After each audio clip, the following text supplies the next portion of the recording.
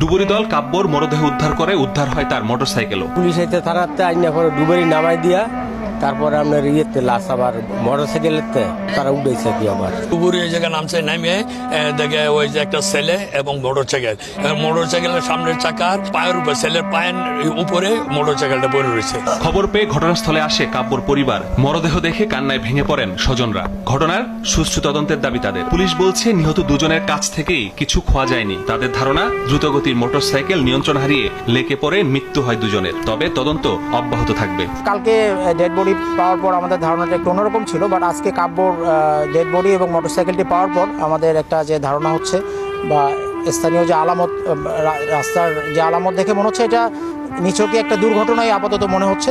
তারপরেও দুইটি লাশই আমরা, ওই লাশটিও গতকাল আমরা পোস্টমর্টমের জন্য পাঠিয়েছি। কাব্যর লাশটিও আজকে আমরা পোস্টমর্টমের জন্য দিব। পোস্টমর্টমে যদি অন্য কোনো কিছু পাওয়া যায় সেক্ষেত্রে আমরা পরবর্তী আইনগত ব্যবস্থা গ্রহণ করব। এই লেকের সংযোগ সড়কটিতে এর আগেও এমন ঘটনা ঘটেছে জানিয়ে ব্যবস্থা চায়। যারা বলতেছেন যে ইটস কাব্য ভাই মারা গেছে, ঠিক আছে, এটা সম্পূর্ণই ভুয়া একটা নিউজ। ঠিক আছে, আমরা দেখছি যে ওই জায়গায় একটা 4B মোটরসাইকেল দেখাচ্ছে, কিন্তু কাব্য ভাইয়ের তো 4B মোটরসাইকেল না, ওনার মোটরসাইকেলটা হচ্ছে R15। আর এই যে ইউটিউবে যে ভিডিওটা আপলোড করা হয়েছে যে ইটস কাব্য ভাই নাকি সত্যি সত্যি মারা গেছে, এটা পুরাই ফেক। ঠিক আছে, এটা পুরাই ফেক। এই ক্ষেত্রে কোনো প্রমাণ নাই। ও যে ভিডিওটা বানাইছে যে আমাদের ইটস কাব্য ভাই মারা গেছে, তাহলে ওরে বলেন যে প্রমাণ দিতে। এটার তো কোনো প্রমাণ নাই, এটার কোনো ডকুমেন্ট নাই যে ইটস কাব্য ভাই মারা গেছে। একটা মানুষের নাম তো কাব্য হতেই পারে না। তো এই জন্য যে ওই জায়গায় আমাদের ইটস কাব্য ভাইয়ের ছবিটা যে দিয়ে নিয়ে বলবে যে আমাদের গেমিং কমিউনিটির ইটস কাব্য ভাই মারা গেছে, এই জিনিসটা তো ঠিক না, তাই না? মানুষ ভাইরাল হওয়ার জন্য কত ভিডিও বানাইতেছে, একটা মানুষের নাম কাব্য হতেই পারে। এই জন্য যে আমাদের কাব্য ভাই মারা গেছে এইটা কি সত্য নাকি, এটা পুরাই একটা ভুয়া খবর পাঠাইছে। ঠিক আছে, ভুয়া একটা নিউজ ছড়াইছে।